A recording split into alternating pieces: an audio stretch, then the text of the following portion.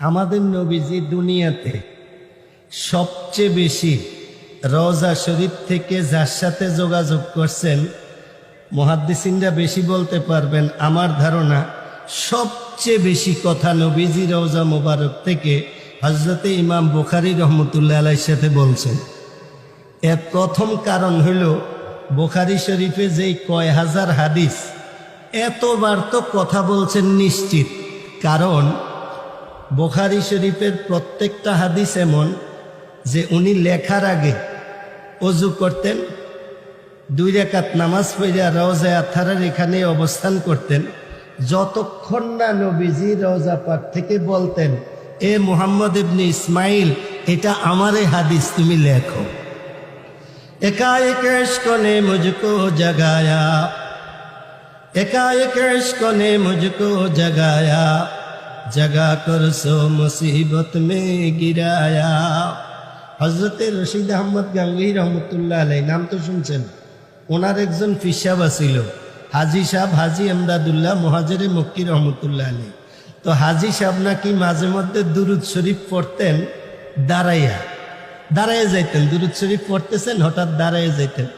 কেউ বা কারা রশিদ আহমদ গাঙ্গুহি রহমতুল্লাহ আলাইহির কাছে বললেন যে আপনার যে ফিসাব হাজী সাহেব, হাজী এমদাদুল্লাহ মুহাজিরে মক্কি, উনি তো মাঝে মধ্যে দুরুদের সময় দাঁড়াইয়া যান, সব সময় না, মাঝে মধ্যে। তো রশিদ আহমদ গাঙ্গুহি রহমতুল্লাহ আলাইহি গেলেন, কি কারণে দাঁড়াইয়া যাচ্ছে আমি একটু জিজ্ঞাম। তো যে ফিসাব মুরিদের তে বড় না, হাজী সাহেব অনেক বড় মানুষ, এটি আলোচনা হুজুররা করেন সবসময়, আপনারা জানেন। হাজী সাহেব কিন্তু সাহেবে কাশফ মানুষ ছিলেন। রশিদ আহমদ গাঙ্গুহি রহমতুল্লাহ আলাইহি যেই মতলবে আইতে আছে, এটা উনি আগেই বুঝতে আছেন। আসার পরে হযরতে হাজী এমদাদুল্লাহ মুহাজিরে মক্কি রহমতুল্লাহ আলাইহি এইভাবে দরবারের মধ্যে বসা, রশিদ আহমদ গাঙ্গুহি রহমতুল্লাহ আলাইহি আসলেন, হাজী সাহেবের সামনে বসলেন, প্রশ্ন করবেন, এখনো করেন নাই। ওনার মাথাতে একটা রুমাল ছিল হাজী সাহেবের, এই রুমালটা রশিদ আহমদ গাঙ্গুহি রহমতুল্লাহ আলাইহির মাথার দিয়ে দিছে। রশিদ একটু দুরুদ শরীফ পড়ো। তো রশিদ আহমদ গাঙ্গুহি রহমতুল্লাহ আলাইহি দুরুদ শরীফ পড়তেছিলেন, আল্লাহুম্মা সাল্লি আলা সাইয়্যিদিনা ওয়া নাবিয়িনা ওয়া শাফিঈনা ওয়া হাবিবিনা ওয়া মাওলানা মুহাম্মদ।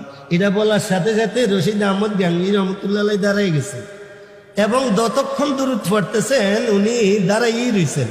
রশিদ আহমদ গাঙ্গুহি হাজী এমদাদুল্লাহ মুহাজিরে মক্কি রহমতুল্লাহ আলাইহি রুমালটা টান দিয়ে নিয়ে গেছেন, তখন আবার বৈশা পড়ছে। কয় কি ব্যাপার রশিদ আহমদ, একটু দাঁড়াইয়া পড়লা, আবার এখন যে বৈশা পড়ছো, এটা কারণ কি? হুজুর বুঝলাম না, আমনের এই রুমাল মাথার দেওয়ার সাথে আমার রওজা মুবারকের সাথে সরাসরি সম্পর্ক হয়ে গেছে। তো কয়েম বকদমি জেবি এক কদম, যে গায়বত মদদমি রসদম বদম। আমার একজন উস্তাদ ছিলেন, আমি ওনার কাছে বুখারী শরীফ পড়ি নাই, ওনার নাম আব্দুল মমিন। আসরের পরে যিনি বয়ান করছেন শেখ আহমদ দামত বারাকাতুহুম, এই উনি যার কাছে বুখারী শরীফ পড়ছেন, আমার ওই উস্তাদ আব্দুল মমিন সাহেব রহমতুল্লাহ আলাইহি, উনি ওই হুজুরের কাছে আব্দুল কয়িম সাহেব, যিনি হাটহাজারী মাদ্রাসার মুহাদ্দিস ছিলেন, ওনার কাছে পড়ছেন।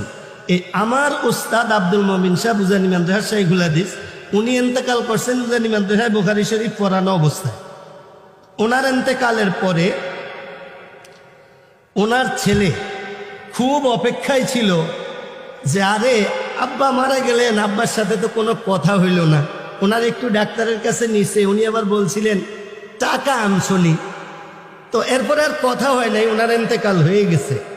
তো উনি চিন্তায় ছিল, আব্বার সাথে একটু দেখাও হইল না, আব্বা স্বপ্ন যোগে আসেনও না, আর কেন যে টাকার কথা বললেন এটাও তো বুঝি না। 1 সপ্তাহ পরে হঠাৎ ওনার ছেলে স্বপ্নে দেখে ওনার আব্বা আসছেন। আসার পরে উনি বললেন, আব্বা আপনার না ইন্তেকাল হয়ে গেছে, আপনি কই থেকে আসছেন? কয় কেন, মৃত মানুষ কি তার আত্মীয় স্বজনের সাথে দেখা করতে পারে না? আব্বা তাইলে আপনি বুঝেন আপনি যে মারা গেছেন। কয় আপনি যে মারা গেছেন, কবরে আপনার কি অবস্থা, আপনার কি হয়েছে কবরে আব্বা বলেন তো। আমার ওই উস্তাদের ছেলে বলেন, আমি তো আব্বাকে এই কথা জিজ্ঞাসা করলাম, আব্বা আমাকে খুব হাসি মুখে বললেন, বাবা আমাকে যখন কবরে রাখা হয়েছে, কতক্ষণ পরে এটা আমি জানি না, আমার কাছে 3 জন মানুষ আসছে। 3 জন মানুষ আইসা একটা মসজিদের মধ্যে যেমন ঢুকলাম, একজন মিম্বরের উপরে বসছে, আর ওনার ডাইন পাশে একজন মানুষ, বাম পাশে আর একজন মানুষ, এইভাবে বসে রয়েছেন, আর আমিও সামনে। এর মধ্যে যিনি মিম্বরে বসছেন উনি আমাকে বললেন, তোমার নাম কি? আমি বললাম। বলছে, দুনিয়াতে তুমি কি কাজ করতা? আমার ওস্তাদ বলেন, আমি তো বুখারী শরীফ পড়াইতাম। ইমাম বুখারীকে তুমি দেখছো কোনোদিন? বলে যে না, আমার তো দেখার তৌফিক হয় নাই। আমার ওস্তাদকে, যিনি মিম্বরে বসে রয়েছেন, উনি বলতেছেন, তুমি সারা জীবন যেই বুখারী শরীফ পড়াইছো, এটার যে লেখক এটা হইলেন মুহাম্মদ ইবনে ইসমাইল। আমার ওস্তাদকে জিজ্ঞাসা করলেন ওই একটা লোকে, যে তুমি যে একটা মাযহাব অনুসরণ করছো, ওই মাযহাবটার কি নাম ছিল? বলছে যে এটা হানাফি মাযহাব। কয়, ইমাম আবু হানিফা নোমান ইবনে সাবিতকে তুমি দেখছো নাকি? কয় যে না, আমি তো দেখি নাই। তখন ওই লোকটা আমার উস্তাদকে বলতেছেন, তুমি যেই মাযহাবে ছিলা, ওই মাযহাবের ইমাম নোমান ইবনে সাবিত, ইমাম আবু হানিফা হইল এটা। আমার উস্তাদ বলেন, তখন আমি হযরতে ইমাম আবু হানিফা রহমতুল্লাহ আলাইহির সাথে মুসাফা করলাম। উনি বলেন, এরপরে 3 নম্বর প্রশ্ন আমাকে বললেন যিনি মিম্বরে, উনি আমাকে এবার নিজের ব্যাপারে বললেন, তুমি যে বুখারী শরীফ পড়াইছো, এই বুখারী শরীফের মধ্যে হাদিস ছিল কার?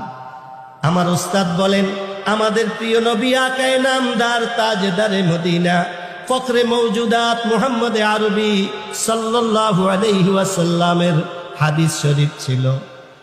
ওই লোকটা বললেন, মুহাম্মদ সাল্লাল্লাহু আলাইহি ইসলামের হাদিস পড়াইলা, মুহাম্মদ সাল্লাল্লাহু আলাইহি ইসলামকে দেখছো নাকি?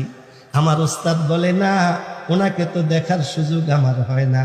ওই মিম্বরে বসা লোকটা বললেন, আমি সেই হাদিসের মালিক মুহাম্মাদুর রাসূলুল্লাহ সাল্লাল্লাহু আলাইহি ওয়াসাল্লাম।